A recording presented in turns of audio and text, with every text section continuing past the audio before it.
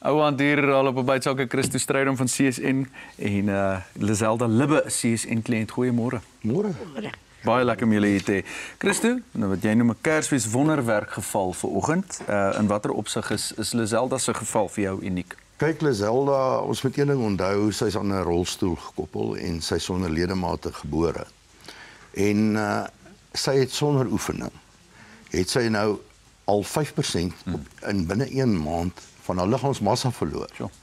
En ek het nou net toevallig voor ons hier ingekom en toe hoor ek, maar die volgende maand is nog 5% gees, so is nou 10%. Sure. Maar wat die feit hier is, CSN bewys homself hier lewendig, wat hy vir mense kan doen. Want in haar geval, hoe min kilojoules stoot haar liggaam uit. En bovendien het jy hierdie wonderbaarlike gewig verlies.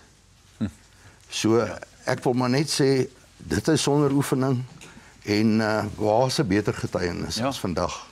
Lizelda, nou wil ek by jou hoor, het jy al in die verlede gewigsverliesprogramme gevolg en wat was die uitkoms daarvan? Ja, ek het. Dit was nie so suksesvol nie. Ek het baie stadig verloor. Ja.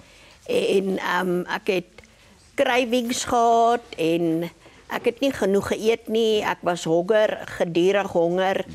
Ja, so dit was nie so suksesvol gewees nie. So wat het CSN vir jou, hoe dit vir jou anders gevoel en hoe het jy die program ervaar van CSN? Dis vir my 'n baie goeie dieet. Ek eet genoeg. Ek word nie honger nie. Ja. My cravings is weg. En ja, en soos Christo sê, ek het al 10% van my gewigsmassa verloor. Dis ongelooflik. 2 maande. In 2 maande. 2 maande, ja. Sjoe, dit is merkwaardig. Christo, hoekom lê Lizelda se getuienis jou so na in die hart? Kyk waar hierdie hele ding gebeur het. Kykers sal ook onthou, 15 jaar terug het ek vir hulle iemand hier gebring wat wêreldgeskiedenis merk gemaak het in die limfedeem wêreld. Toe die huisgenoot my gedaag het om iemand te help wat 310 geweeg het. En binne 15-18 maande het sy 212 kg verloor. Sy was in 'n bed gekluister, 'n dubbelbed, sy het hom vol gelê. En die mense weet van haar Sofia loods, want dit is regtig wêreldgeskiedenis op daai stadium gewees. Discovery Channel het hiernatoe gehaas. Hulle het op 2 kere in die kliniek het hulle haar kom besoek. Nie vir haar nie, maar ek moes ander limfedeem bewyse gee. Ja. En die regisseur het self gekom en hy het gesê, hy het hom toegespits in sy lewe om 'n plek te kry waar limfedeme gehelp kan word en hy het gekyk na al die limfedeem hospitale in die wêreld en hulle kon nie hierdie mense red nie. So hierdie mense wat gekluister is aan rolstoele en beddens word deur die mediese wêreld nie nagekyk nie. Christo, ek wil net so laastens vir jou vra. Nou hier, ek sien net nou vandag, want dit het ek nou nog nie hier gesien nie. Wat is hierdie dingetjie? Weet jy, dis toevallig 'n mens het jy word groot. Jy is onmiddellik op laktose wanneer jy die melk van jou moeder drink.